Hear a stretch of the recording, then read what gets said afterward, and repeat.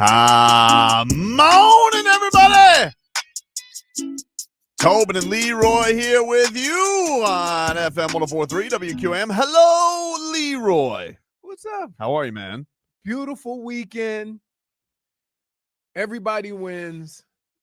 Not the Panthers. Not the Panthers, but And not the Heat. did he play last night? No, they lost on Friday. Well, It was a while ago. Yeah, I understand. It feels like a while ago. But no, yeah. but the Dolphins and Canes. Dolphins and A Canes football won. winning weekend. It wasn't the best looking of Dolphins wins, but how many times have we complained about them not winning these games? Look, I understand. I'm not complaining about the win. Trust me. Like, They didn't look great. no, it was, and it was just, you just saw why both teams were 3-7. You know, like you saw the decision making, especially the coaches, was questionable. You made a valid point, and and this is kind of how you have to, understand that the leader of your team, the head coach, regardless of what the analytics say as to what to do, when to do it, and how to do it, there is nobody in the world that should have a better grasp of what your team can do more than you. Right. So in that moment, when it's 4th and 1, you want to score, try to ice the game or try to have a lead where you can't lose. However, you went at it 2 or 3 times and came up with donuts. Right. Both of you. Mm-hmm. So what in the hell makes you think you're going to get it this time? That's what I'm saying. You have to be aware, even though, and if you would have said, you know what, I'm going to just take the points because we were over.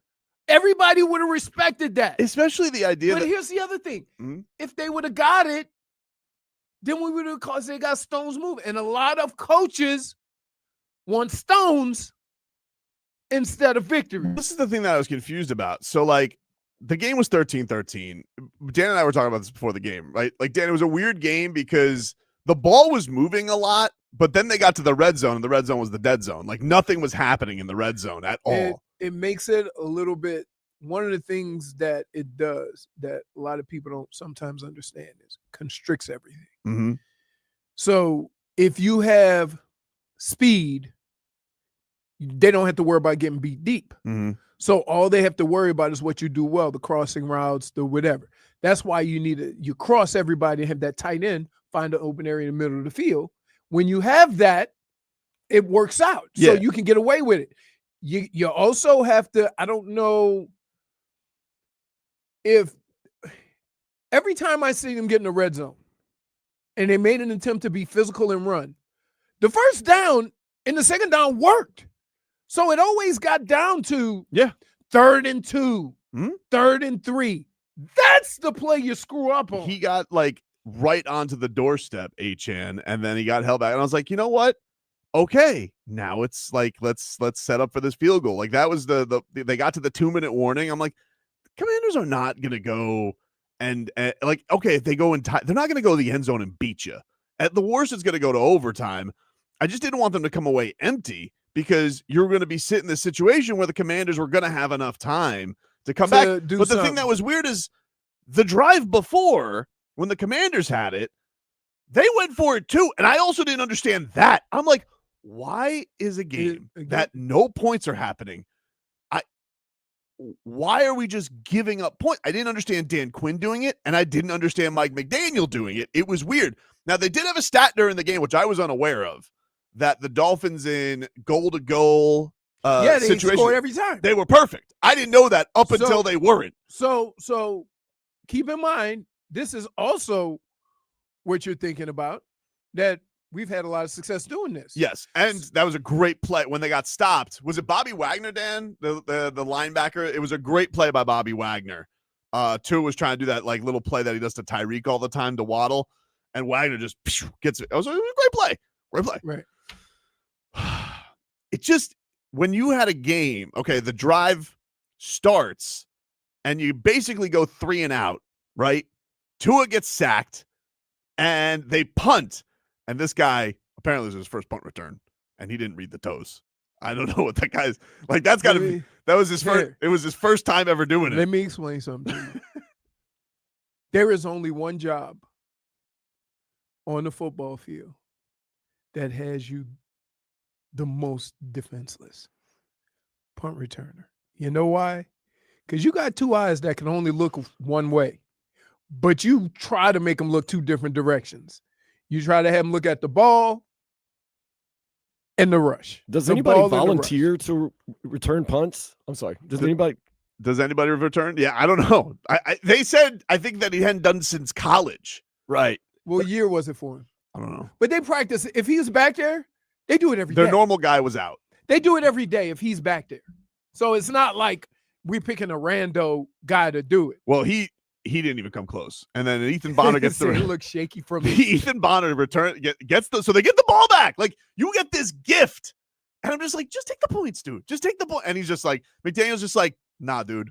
Ball's on the table. I'm going for it. Well, at that point, it's free money. I get you, but you're turning down the money. Again, let's look at it from a perspective of this. You're talking about a team, regardless of what their record was, going into this game, perfect in the red zone. I understand. Perfect in goal-to-goal situations. Yep. So why would the coach not think they would be successful? Yeah, especially like you just missed your first one. You're just like, well, we could do it. I get it, but also it just feels like you overthought it, dude. Well, so you don't get it, and then there's this time left, and of course the Commanders, thank God for the Commanders, because they're also stupid. They're also stupid because they're like humming down the field. Debo, 28 yards, finds Jacoby Jones is on the Commanders. He goes 25 yards. And so, like, you're like, great, you set yourself up. In 2 plays. And you're just 50. Like, you know what we should do? We should just set yourself up for a 50-yarder. We've gotten too cocky with the kickers. Here's the problem, though. And I would tell you, if I'm a coach, what I'm thinking. What is the worst thing that could happen in this situation? A sack. Right? Mm-hmm. So you just don't put yourself in that situation. Right. But if you had a kicker that only had a leg to go 50 yards, you would have been more aggressive. And that sucks because that's how they think. We're in field goal range. Let's not do anything to screw it up. And so they ran it, but that's asking a bit much to say we're in field goal range at 56. Yeah. When you probably should be saying we need one more first down I feel like to be safe. You should punch it a couple of times. And they were just like, let's go deep balls. I'm like, what? Exactly. I didn't understand that. And so, whatever. So we go to overtime. Dolphins win but defer. And then Jack Jones, awesome interception. And guess what? The Commanders coach is probably over there going, that's why we didn't throw it on the other end. Probably. Right. You see what I mean? Jack Jones said, I think after the game, didn't he say, like, I just needed DeMarcus Mariota to throw it because he's no good at that.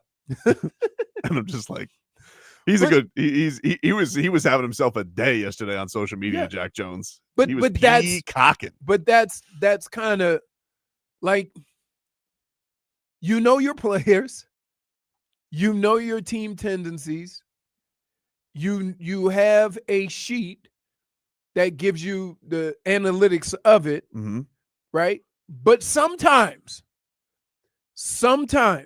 you got to go old Jack McKeon on it. Yeah, gut feeling. Gut feeling. And when we looking at him down there, I said, yeah, you go for it. You try to end the game because you don't put it in somebody else's hands. You go and take control of it. And I said, and the other thing is if the Washington Commanders can go 99 yards with Marcus Mariota, then I'm gonna tip my hat. Right. So that's why that's why you go for it. You see what I mean? No, that's why you would take the points. No, that's why you go for it. You're like, no matter what. But they don't know if they. But I always thought this. Here's what I thought I was told as far as coaching. There's 2 things you always do when it comes to kicking versus going for it.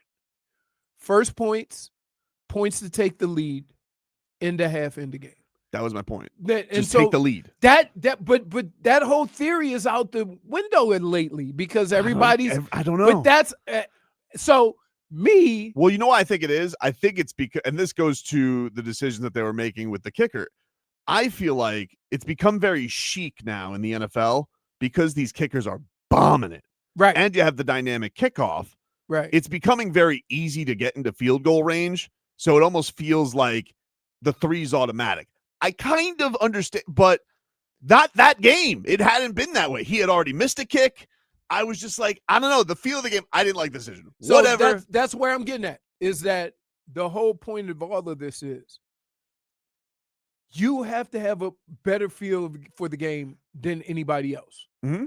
You see what I mean? Mm-hmm. And so that's sometimes I hate analytics for that reason. Right. I hate analytics because you've been with these guys for 5 months now. There is nobody who knows what they can and can't do more than the head coach. And so to sit here and kind of, but again, they've been perfect. So like, if you miss it one time, it's just what you said, though. It's just, for me, I was like, just take the lead. Take the lead. Just take the lead. Right. Just take the lead. That's it. I'm all for stones. I like Stone. It was unnecessary stones. So how about this? So, and I'm just thinking, let's see. Okay, you take those points, then you kick off. Okay, that's one obstacle you got to, right? Well, it's just like instead of the ball being on the 1 or 2, mm-hmm. now the ball's on the 25-30. The only disaster scenario, though, is if you didn't go for the touchdown and then they score a touchdown. That's the only disaster. Right. Like, that's, but the disaster scenario is you go for it, you don't get it, 0 points, they beat you with a field goal, right, which is what almost happened. Yeah. So, yeah. Look, 2 coaches, I thought their balls were too big to coach that game for 3-7 teams. That's what it felt like. Because Dan Quinn, I was almost like, is there a gentleman's agreement amongst, I know they're friends. So it's like Dan Quinn, like, I'm coaching this game, Mike. Like, I got nothing to lose. Mike said, I was like, I really got nothing to lose. They fired my general manager, so I guess we're gonna go at this one. Whatever. They win. The Dolphins are rolling. They got 2 in a row, and they got the bye week. You get to sit on it. You get to sit in some wins and come back for the Saints. How many points can they score on bye week? What's the over/under? I don't know. It's a good question. Will he go for it? Headlines are brought to you by Doral Hyundai, home of the Pricito, our lowest price. Visit us at Doral Hyundai or DoralHyundai.com. Final numbers from yesterday as they beat the Commanders 16-13. Devon Achane, 165 total yards. He's good. Tua, 14-20, 171 yards. Ollie Gordon, he had a good game. 9 carries. Only 20 passes, huh? Oh, listen. They were very, very limited on the Tua. They were big-time run game. Well, because, first of all, that defense is not terrible. And they do get after the quarterback. Yeah, I'll tell you, too, Waddle had some big drops. Right. He could have very easily been like 16, 17 for 20. Ollie Gordon, 9 carries, 45 yards. He had the lone Dolphins touchdown. And that's that. Those were the numbers for your Fins. The Hurricanes, we'll get into them a little bit later, but they hammer NC State 41-7. That was a good win because everybody said NC State was no pushover. They killed them. Panthers are back on the ice tonight against the Vancouver Canucks at 7 o'clock. That game will be heard on AM 560. Cats fell to the Lightning on Saturday, 3-1. And the Heat, they're back on the hardwood tonight against the New York Knicks. Tip-off is set for 7:30. Coverage here on FM 104.3 begins at 6:15 with preheat. Looking forward to that. Looking forward to the Vice uniforms. The Heat looking real clean. You want to look real clean, Leroy? Yes, I do. You got to use the best dry cleaning in South Florida. Use our friends over at A&T Dry Cleaners. The owners are. That's our guy, Leroy. You can call or text him anytime. His number is 954-610-9383. That's 954-610-9383. It's holiday season. Yes. You know what that means. Everybody dust off that suit, try it on. If it doesn't fit, you need to take it in. You need it. Whatever you need done, Art can take care of it. They have same-day sewing. They have a seamstress on site. Sarah's mother. She's so the best. you know you're, huh? She's the best. She's the best. She's the best. So she's the boss. You're getting the best care, like Mama's doing it. They service all of South Florida. Dade, Broward, and Southern Palm Beach County. They can pick up and drop off your order. Look, there's no excuse. You got somebody that's going to take care of it for you. And guess what? As a fan of the show, Mm-hmm. if you mentioned Tobin and Leroy, 25% off your order. You just mentioned you heard it here on the show. And let me tell you guys something. You go to these dry cleaners, like, can you get this for me? You get this hem and hawn. I needed a situation recently. and hawing. They're hemming and hawing, dude. Not just hemming your pants. They're hemming and hawing like they don't want to do decisions. I was like, come on, man. You know, you deal with these dry cleaners, they're terrible. I needed my suit done ASAP. All right, I needed an emergency. I go to Aura. Because you only got one suit. Well, I actually have two now. Oh, okay. But I needed that was part of the reason. But I go to Aura. I'm like, dude, can you get this done? No problem. Done. Pick it up the next day. He's got it handled for you. All right. This man, he will take care of you whenever you're in need of those laundry matters. Once you use A&T dry cleaners, which again, you can reach at 954-610-9383. Once you use A&T dry cleaners, you're never going to want to launder your own clothes again.